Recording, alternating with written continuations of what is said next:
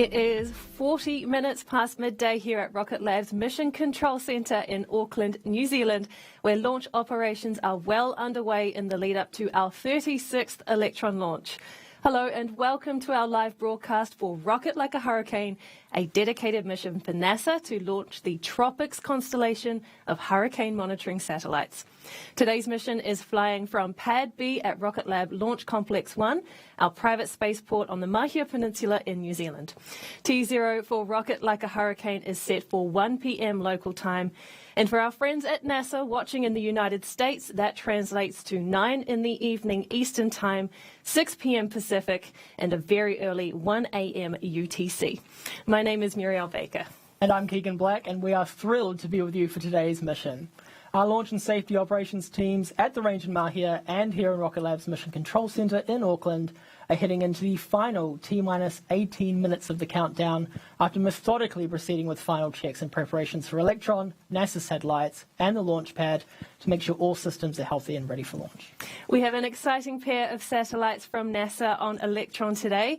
The two 3U CubeSats will begin a new constellation in low Earth orbit to monitor tropical cyclones, including hurricanes and typhoons around the world, hence the TROPICS name, which stands for Time-Resolved Observations of Precipitation Structure and Storm Intensity with a constellation of smallsats. Another great NASA acronym. Today's mission is the first of 2 dedicated Electron launches to deploy the constellation. This first launch has been dubbed by the NASA team as Rocket Like a Hurricane, and in about 2 weeks' time, we'll be following up with a second launch. That mission has been affectionately called Coming to a Storm Near You. Both missions are heading to a 550-kilometre circular altitude above Earth at an inclination of about 30 degrees. This is a unique orbit best reached with a dedicated launch, making Electron the ideal launch vehicle to deploy TROPICS.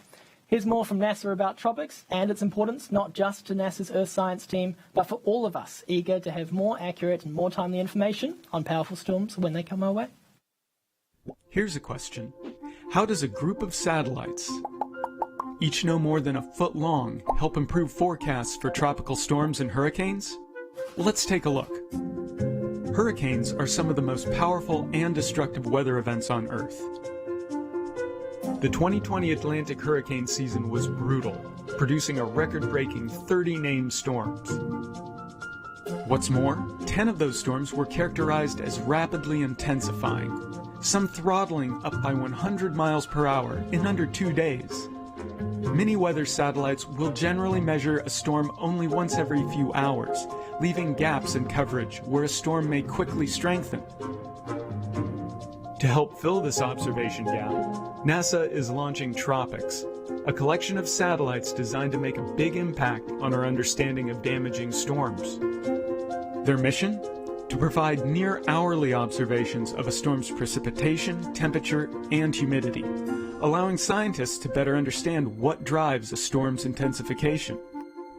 To achieve this, researchers at MIT's Lincoln Laboratory developed a miniaturized microwave radiometer that's about the size of a cup of coffee. This small instrument will measure storm strength by detecting the thermal radiation naturally emitted by the oxygen and water vapor in the air. As Earth's climate continues to change, cost-effective but powerful satellites like TROPICS will be an important tool to help us better observe developments driving rapid changes in powerful storms, and help forecasters better predict and prepare for the weather ahead. TROPICS has been a massive team effort to get the satellites from idea to the launch pad, with the science team led by the Lincoln Laboratory at the Massachusetts Institute of Technology, and others including researchers from the NASA Goddard Space Flight Center, the National Oceanic and Atmospheric Administration, or NOAA, and several universities and commercial partners. Few people have been closer to this mission than Stuart Cook. He is one of the mission managers for the TROPICS program. And we were lucky enough to catch up with Stuart earlier in the week at our production complex. Let's take a look.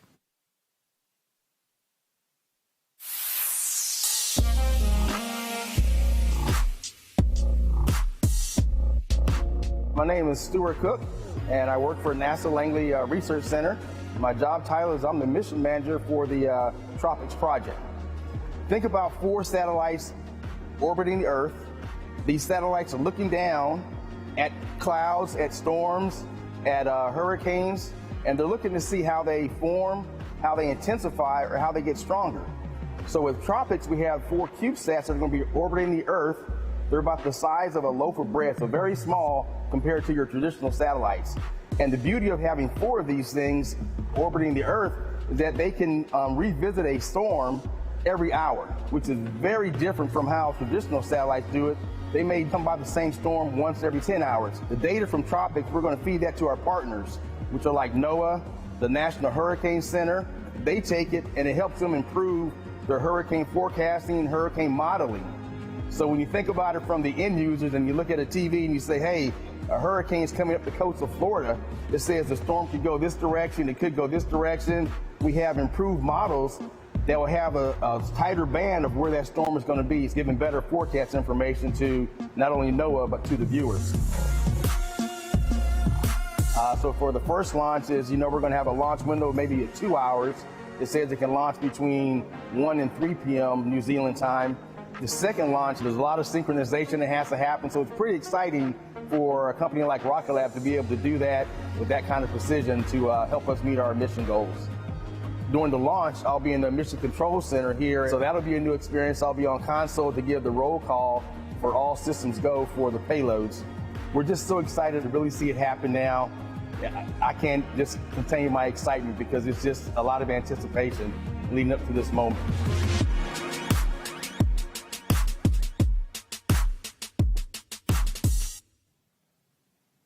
We are very much looking forward to delivering those spacecraft to their new home in orbit, launching in just 13 minutes' time.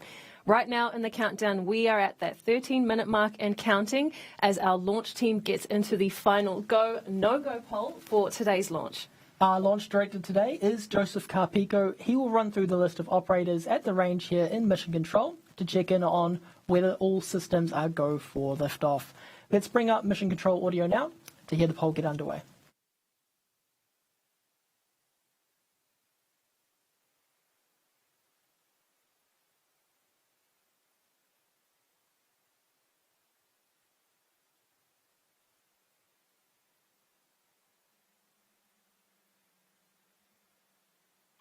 All operators, this is the LD on mission, proceeding with the go, no-go sequence. Stage. Stage is go. Avionics. Avionics is go. GNC. GNC is go. VCON. VCON's go. T1. T1 is go. GC. GC is go. PLS. PLS is go. RSO. RSO is go. MET. MET is go. MM. MM is go. LD sub. LD sub is go. The go, no-go sequence is complete. We are now T-minus 11 minutes, 30 seconds and counting. We are go for terminal count at T-minus 10 minutes. From this time, the 3-word hold procedure is in effect.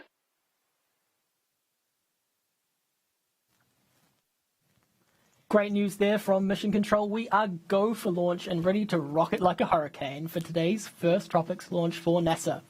You also heard our launch director confirm today's liftoff target, which is set for 1 p.m. local time, or 9 p.m. and 6 p.m. Eastern and Pacific. Looking back at the launch pad as we count down to liftoff, let's take you through the Electron rocket carrying the TROPICS payload. Electron is a 2-stage to orbit liquid-fueled launch vehicle designed specifically for small satellite missions. At the bottom of the first stage is where we have 9 3D printed Rutherford engines located. A 10th space-optimized Rutherford engine takes us to orbit with our second stage. The Rutherford engines use liquid oxygen and RP1 kerosene as its propellant and oxidizer, and these are fed into the engine's combustion chamber in a world-first way, using electric pumps powered by batteries. Electron's structure is made of a carbon composite material, a super strong yet very lightweight material that gives our rocket its sleek black look. It's white now because of the cold liquid oxygen in Electron's tanks, which causes moisture to condensate as ice on the outside of the rocket. The TROPICS satellites are mounted to the rocket's kick stage inside Electron's fairing or nose cone. At around 3 minutes into flight, that fairing will separate into 2 halves, exposing the satellites to space ready for deployment. This mission, though, is a little different to a standard Electron launch after this point, because typically Electron's second stage would take us to an elliptical orbit around Earth, and then the kick stage would complete a final circularization burn with its tiny 3D printed Curie engine. But for TROPICS, the second stage will be used to circularize the orbit, and the kick stage will instead perform an inclination change to place the two TROPICS CubeSats into a precision orbital position.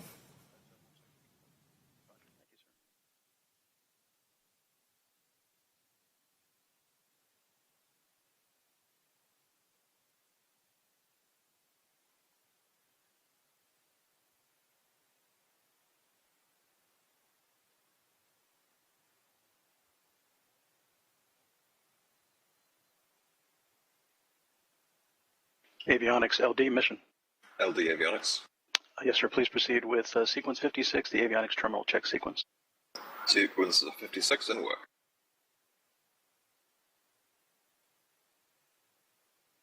S-band is switched to high power for flight.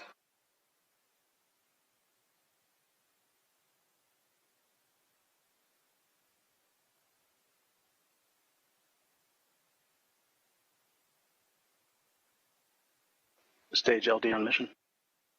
LD stage. Please proceed with sequence 57. After today's first pair of TROPICS satellites are deployed, the second set on our next Electron rocket must be launched soon after, so that the constellation is up and running in time for this year's Atlantic hurricane season, beginning in June. So even before we have liftoff today, we know our second rocket will be rolling out to the pad for launch in approximately 2 weeks from now. The TROPICS launches won't be our fastest launch turnaround to date. That record is just 7 days, which we achieved earlier this year with a mission from LC2 in Virginia that was swiftly followed up days later with a launch from LC1 in New Zealand. But 2 weeks between dedicated small-sat missions is something that just did not exist for small-sats prior to Electron. Part of the reason we can deliver these missions one after the other so quickly is down to our comprehensive parallel test programs to prepare multiple Electrons for the big day. RocketLab Mission Manager Jane McNichol has been across the entire campaign for TROPICS. She has more to share on what's involved in the lead up to launch.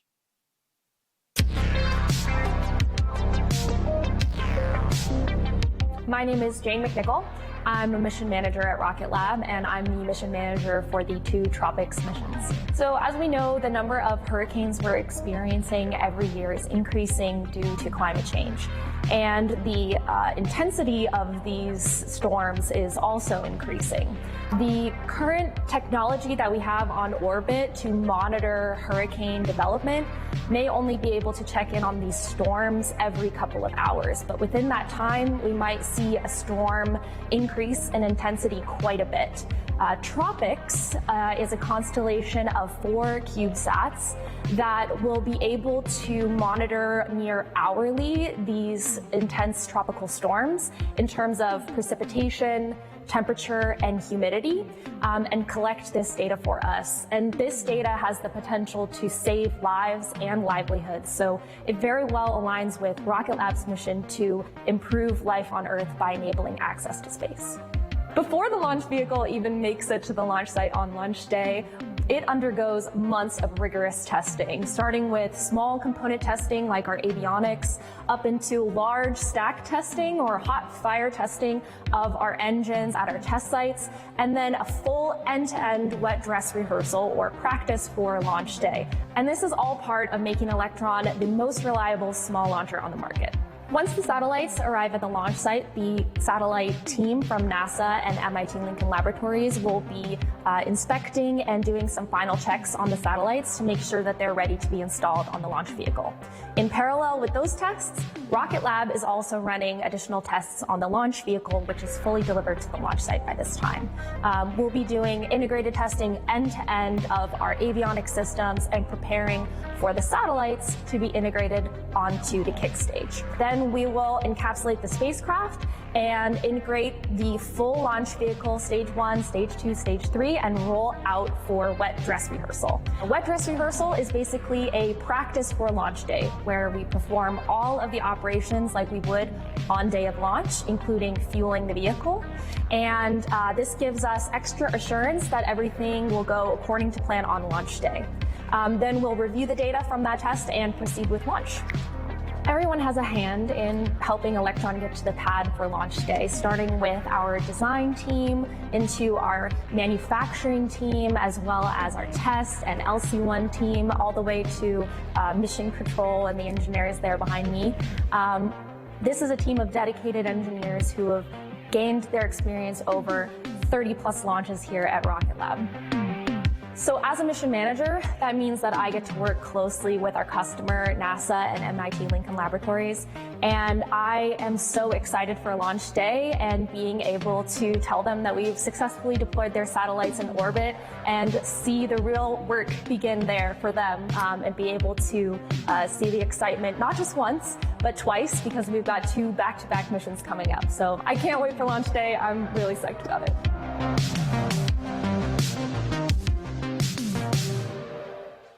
As we approach T-minus 4 minutes to liftoff, let's take you through the last moments before those 9 Rutherford engines ignite.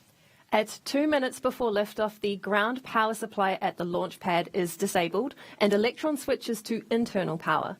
Our launch safety system, the AFTS, will be enabled at the same time, and we can expect to hear both of those calls from our operators in mission control, one after the other.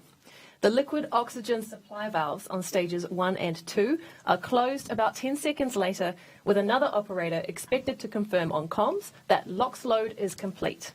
At under a minute to liftoff, the propellant tanks will be at their optimum pressure levels for launch. Ground control will soon afterward confirm the water system at the launch pad is ready to be activated for when the engines on the rocket ignite for launch. This is what will cause the large white cloud of water vapor at liftoff. At T-minus 10 seconds, the launch director will count down with the mission clock to liftoff. The engines will ignite at T-minus 3 seconds, and the launch pad's hold-down mechanisms will be released. Then Electron will take to the skies for its 36th launch for this TROPICS mission to space. We'll bring up the audio channels from Mission Control now to listen in, and then we'll be back with you after liftoff. All operators LD on mission. We are go for auto sequence start at T-minus 2 minutes. LD is go for launch.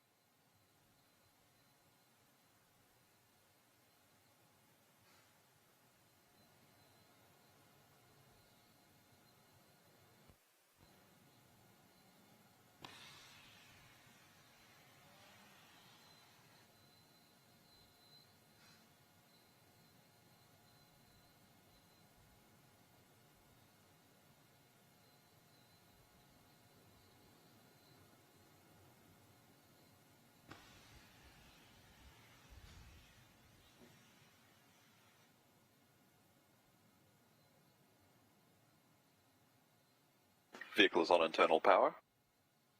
AFTS is green and enabled for flight.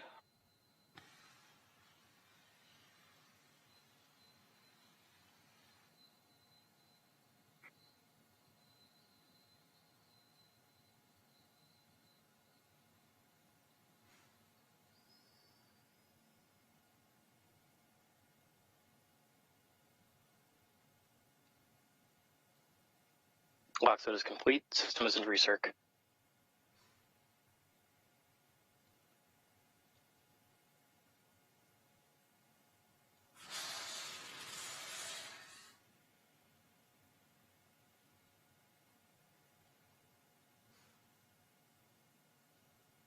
Anti-geysering is disabled.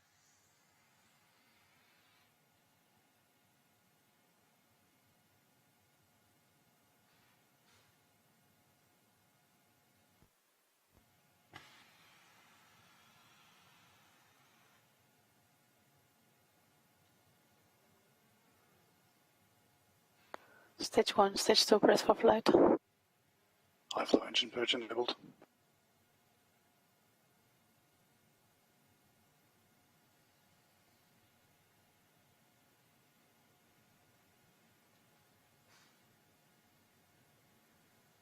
Deluge activated.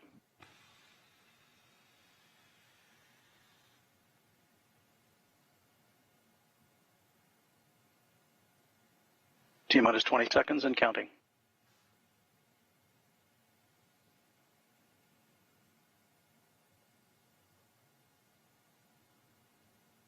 10, 9, 8, 7, 6, 5, 4, 3, 2, 1.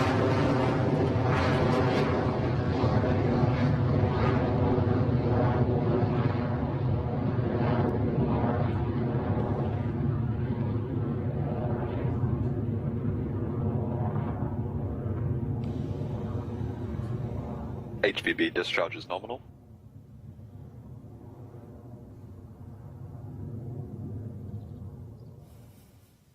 Electron is soaring through the sky right now after lifting off from Pad B at Launch Complex 1, now on its way to low Earth orbit for NASA and TROPICS. The first launch milestone the rocket will pass through is Max Q, when the forces against Electron are at their peak as the rocket moves quickly through the atmosphere. Mission Control is expected to call that out on the net shortly.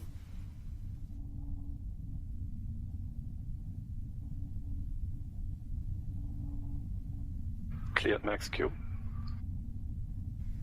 Great news there with Max Q and onward and upward for Electron. It has only been about a minute since liftoff, and already the rocket is at its speeds of over 2,000 kilometers an hour, a mere fraction of the 27,000 plus kilometers an hour that is orbital velocity, which will reach ahead of payload deployment in the next 30 minutes or so. Next, though, is the separation of the rocket between stages 1 and 2. For that to happen, we first need the 9 Rutherford engines currently burning hot to shut down, an action called main engine cutoff or MECO. Then a few moments later, stages 1 and 2 will spring apart. We'll hear that called out as stage separation.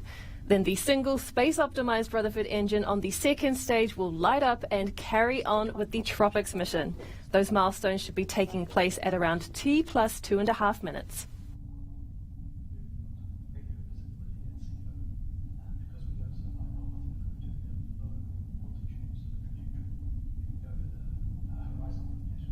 "15 seconds to MECO." Entered burnout detect mode.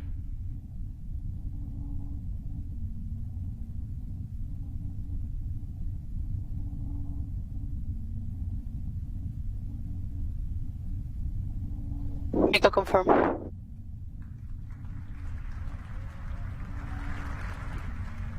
Stage separation successful. Stage ignition. Exactly as we expect, there goes MECO, stage separation, and we can now see that the Rutherford engine nozzle is glowing hot on the second stage. The TROPICS satellites remain in good health on the Electron, and soon the rocket's onboard computer will command the fairing to separate and fall away. Now that we're in the vacuum of space, TROPICS doesn't need the protection of the fairing anymore, so we get rid of that dead weight to maximize fuel efficiency on the way to orbit. Fairing separation successful. If you're looking at the screen at the right moment just there, you will have seen those 2 nose cone halves falling away as planned with the fairing separation. Electron is performing nominally on its way to orbit with a few minutes between now and our next mission milestone, the battery hot swap for our second stage engine at around 6 minutes, 52 seconds into flight.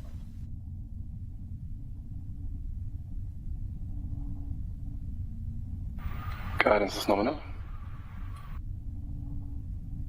Stage 2 propulsion, still nominal.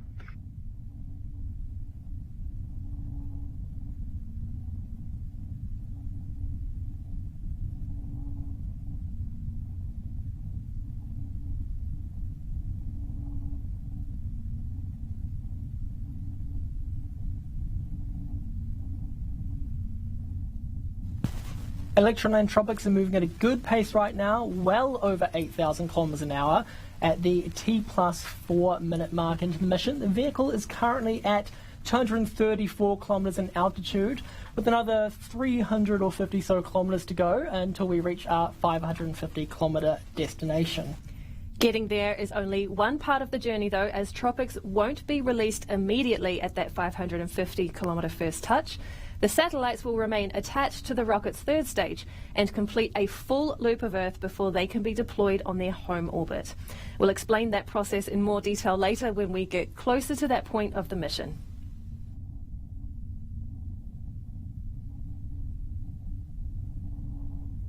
Stage 2 propulsion hold nominal.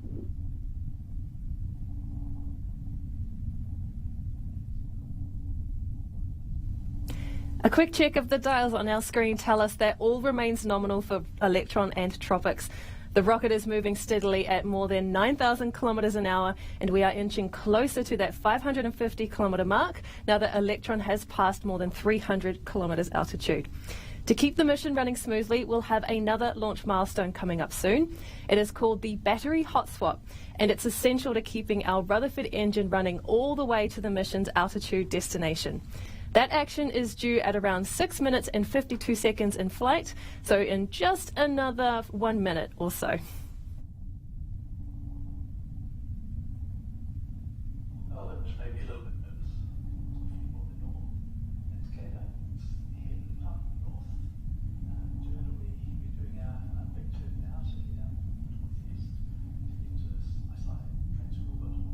Guidance is nominal, 200 seconds remaining. What we call the battery hot swap maneuver is a unique action for our Electron rocket. When the first two battery packs supplying power to our electropumps on stage 2 are close to being drained, Electron switches to a fresh battery that will ensure the Rutherford engine lasts the distance to orbit. It's a move our rocket has performed countless times before, but it is a move unique to Electron. Battery hot swap is on its way in just a few moments, so we'll bring up the mission control comms again to listen out for the call.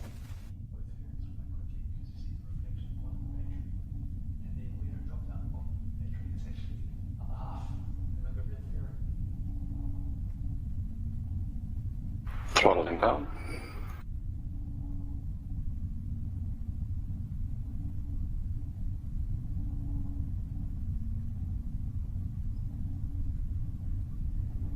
Hot swap successful. Battery jettison. Just as it was planned, the Rutherford has switched to its new power source with the battery hot swap and is continuing nominally with the TROPICS mission. There are a few minutes left in the engine's burn time before the second stage completes its final actions for the mission, shutting down Rutherford and then separating from the third stage. Yes, has saved.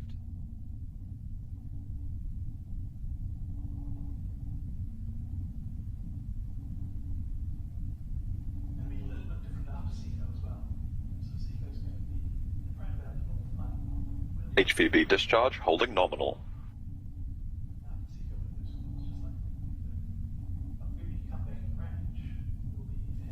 How beautiful are some of these views from Electron? This nominal Rutherford burn marks our 360th engine in space, inching us closer to our 400th engine milestone, expected on our 40th Electron launch. In fact, one of those engines to fly next will be an engine that we have already launched before. We are taking the next major step in evolving Electron into a reusable rocket by launching a pre-flown Rutherford engine on one of our missions later this year. That engine, which flew on our There and Back Again mission in May 2022, has undergone the same extensive testing and acceptance processes as any newly built engine and has performed flawlessly throughout multiple full mission duration engine tests. We are very excited to see that engine back on the pad soon. But back to TROPICS, and that second stage is performing well, and the TROPICS payload is healthy as both continue travelling at speeds of over 19,000 kilometres per hour.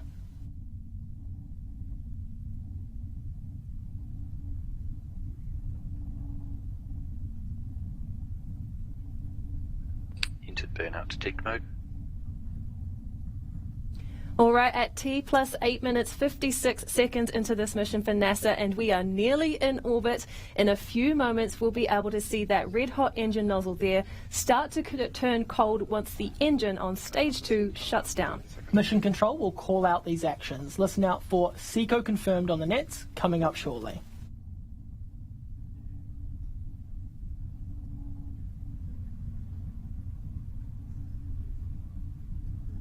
SECO confirm. There it is from Mission Control, met with a good cheer from our team. SECO and stage separation confirmed. That means our kick stage and TROPICS satellites are now in their phasing orbit of Earth. It's been a perfectly nominal mission so far, but Electron's work isn't quite done yet. That's right, TROPICS is a bit different to our usual launches. For this mission, the second stage sending the kick stage directly into a circular orbit, rather than the kick stage taking the satellites on its usual elliptical journey around Earth first. Then, once the kick stage passes the equator at what is called the ascending node, the kick stage's Curie engine lights up to change its inclination to end up in TROPICS' desired orbit. So while we wait for that Curie burn, we'll take a short break on the live stream now and join you then to hear those final confirmations come through from Mission Control. We'll be back soon.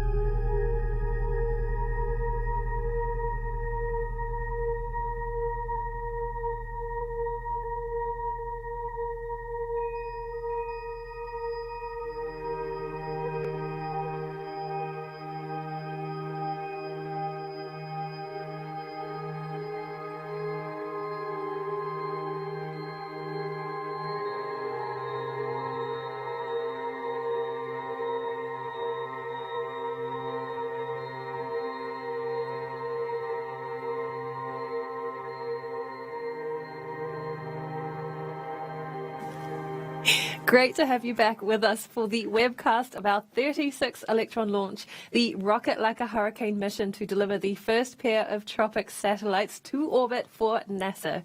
We had a great liftoff from the pad at Launch Complex 1 today, where Electron cleared the Mahia Peninsula quickly and made its way northeast and successfully passed through early launch milestones like max Q, main engine cutoff, and separation of the first and second stage. The second stage performed excellently through its launch milestones too, including battery hot swap and second engine cutoff before T plus 10 minutes into the mission. Now we are here with the kick stage carrying the TROPICS satellites to their 550-kilometre altitude destination as we come up to Curie engine burn for that final inclination change. TROPICS will then be released from their canisterized satellite dispensers, the safety housing made by us for this pair of TROPICS smallsats. We'll have official confirmation of those actions taking place once the kick stage passes over the next ground station off the coast of Portugal. But we'll be following along with the mission in real time with this animation of TROPICS' journey on the kick stage. So we'll bring up the comms channels to listen in on the final few moments of this TROPICS mission. Let's listen in.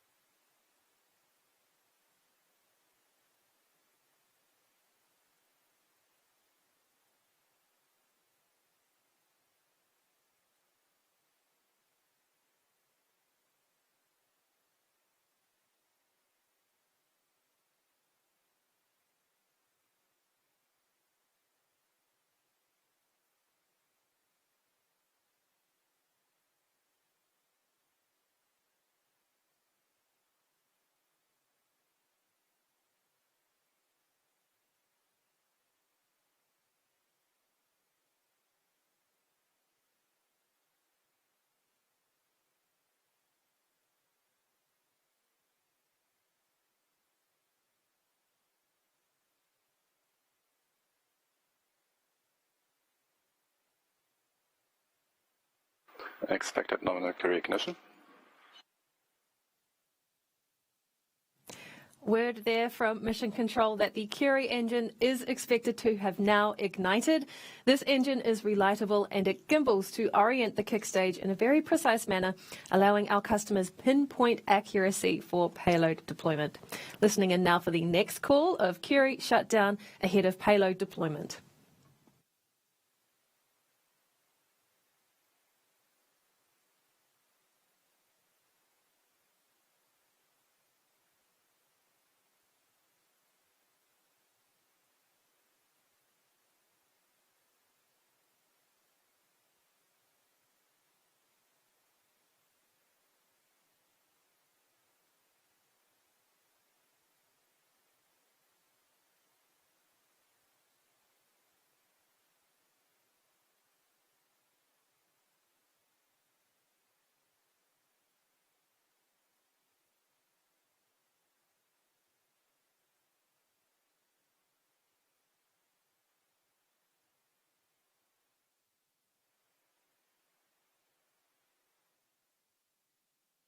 As Marielle mentioned earlier, we're currently waiting for the Curie engine shutdown, followed by the call for payload deployment for the first pair of TROPICS satellites for NASA. The two 3U CubeSats are each not much bigger than a loaf of bread, and these small but extremely powerful satellites will begin a new constellation in low Earth orbit to monitor tropical cyclones around the world. TROPICS aims to measure temperature, humidity and precipitation so that we can better understand the evolution and structure of storms, and doing so with a high revisit rate within the hour will be invaluable.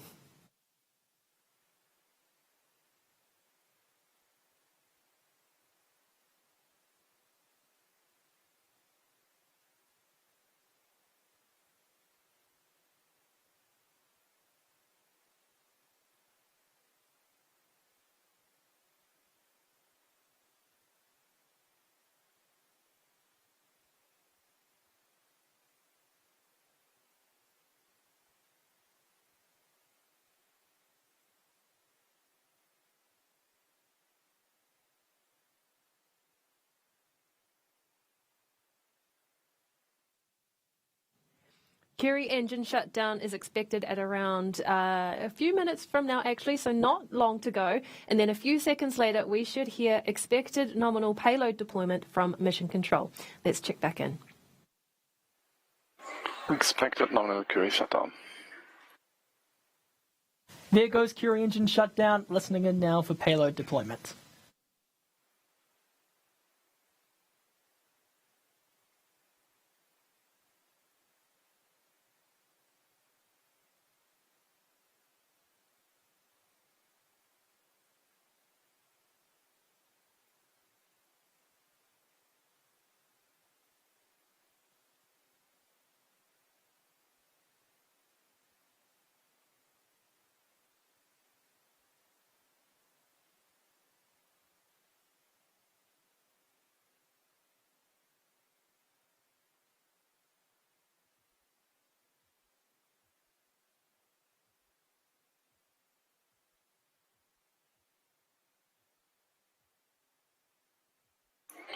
Expected nominal payload deployment.